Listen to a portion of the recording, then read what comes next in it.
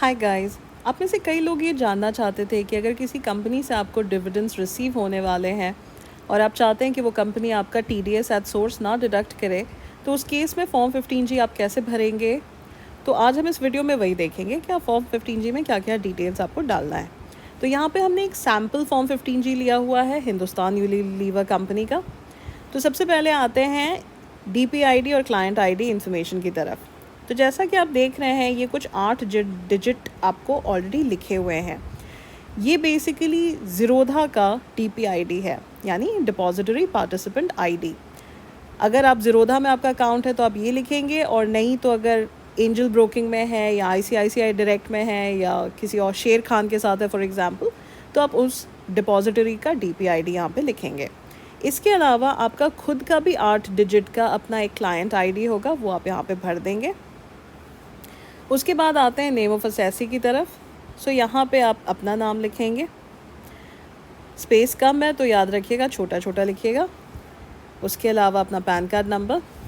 HUL उठाने का एक और कारण था कि कुछ फील्ड्स ही ऑलरेडी भरे रहते हैं, तो मेरा काम थोड़ा सा आसान हो जाता है। तो यहाँ पे स्टेटस में इंडिविजुअल, फिनेंशियल ईयर ये वाला है, रेसिडेंट ये वाला। फिनेंशियल ईयर इसलिए है क्योंकि इस साल 1 अप्रैल 2023 से ये साल शुरू हुआ है और अगले साल 31 मार्च 2024 को ये फिनेंशियल ईयर ख़त्म होगा।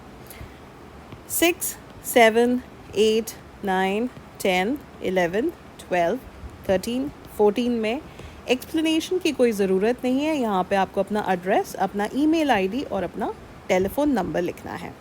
अब आते हैं 15 नंबर पॉइंट की तरफ, जो एक बहुत इंपॉर्टेंट पॉइंट है और जहाँ पे मैक्सिमम लोगों से गलती होती है, इंक्लूडिंग कई यूट्यूबर्स जिन्होंने अपने चैनल पे फॉर्म 15G का एक सैम्पल डाल रखा है। सो इस वाले पॉइंट को थोड़ा ध्यान से सुनिएगा। अगर पिछले 6 साल में आपने इनकम टैक्स रिटर्न फाइल किया है, इनकम टैक्स रिटर्न फाइल करने का मतलब सिर्फ और सिर्फ इनकम टैक्स डिडक्शन नहीं होता है। आपको बाकायदा इनकम टैक्स पोर्टल पे जाके आपने ITR फॉर्म 1, 2, 3, 4 फाइल किया है, खुद से किया हो या किसी CA के थ्रू किया हो, तो आप येस पे चेक मार्क मारेंगे। और जो भी लास्ट असेसमेंट ईयर था जिसके लिए आपने अपना रिटर्न फाइल किया था, वो असेसमेंट ईयर यहाँ पे लिख देंगे। अगर मान लीजिए पिछले 6 साल में आपने अपना इनकम टैक्स रिटर्न फाइल नहीं किया है, क्योंकि आप इनकम टैक्स ब्रैकेट में नहीं आ रहे थे टैक्सेबल लिमिट में, तो आप नो पे चेक मार्क मारेंगे और बी पोर्शन को या तो ब्लैंक छोड़ दीजिए, डैश डाल दीजिए या NA डाल करके आगे बढ़ जाइए। अब आते हैं 16 पॉइंट पे, एस्टिमेटेड इनकम, जिसके लिए ये डिक्लेरेशन किया जा रहा है। तो इसमें जो भी आपका डिविडेंड इनकम आने वाला है वो आप यहाँ पे लिख देंगे। 17 नंबर पॉइंट में भी कई लोगों को कन्फ्यूजन होता है, तो डोंट वरी, मैं एक टोटल इनकम कैसे कैलकुलेट करें इसका भी एक वीडियो बना दूंगी और उसका लिंक मैं आपको डिस्क्रिप्शन बॉक्स में दे दूंगी, ताकि आपको अगर कोई कन्फ्यूजन है कि 17 नंबर पॉइंट कैसे डालेंगे और उसमें क्या डालेंगे, तो वो आप वहाँ से रेफ़र कर सकते हैं।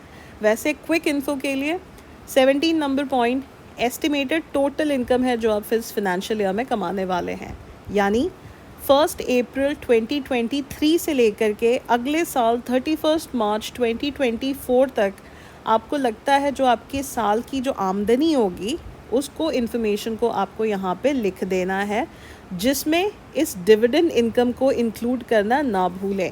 सो इसको भी ऐड करना है। तो I hope this point is clear. अगर नहीं हो तो आप टोटल इनकम कैसे कैलकुलेट करें उसका वीडियो देख लीजिएगा। उसके बाद आते हैं 18 नंबर पॉइंट पे।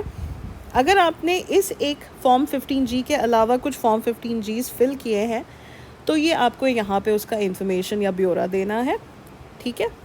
अब हम आ जाते हैं 19 नंबर पॉइंट पे, details of income for which this declaration is made. Serial number यहाँ पे 1 आ जाएगा। यहाँ पे identification number of relevant investment है, तो यहाँ पे आप जितने भी शेयर्स हैं आपके, मान लीजिए 10 हैं, 20 हैं, 50 हैं HUL के शेयर्स, तो वो आप लिख लेंगे। नेचर ऑफ इनकम जो है डिविडेंड इनकम हो जाएगा। सेक्शन में आप 194 डालेंगे और अमाउंट ऑफ इनकम में जो कॉलम नंबर 16 में आपने इंफॉर्मेशन डाला था वो आप यहाँ पे लिख देंगे। उसके बाद आपका एक सिग्नेचर लगेगा। अभी वैसे आपका काम ख़त्म नहीं हुआ है क्योंकि आपको डिक्लेरेशन भी भरना है। अब हम डिक्लेरेशन और वेरिफिकेशन पे आ जाते हैं।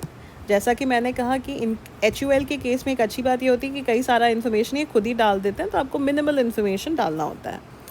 सो जो नहीं एप्लीकेबल है उसको काट दीजिएगा, ठीक है। आई होप सारा कट गया है। वैसे देख लीजिएगा, जहाँ जो काटना है अपना काट लीजिएगा। तो आई में आपका नाम आ जाएगा। उसके अलावा प्लेस में आप जहाँ पे भी लोकेटेड हैं आप वो डाल देंगे। डेट, जिस डेट को आप ये भर रहे हैं उसको डाल दीजिएगा यहाँ पे। एक और सिग्नेचर लगेगा एंड दैट्स इट।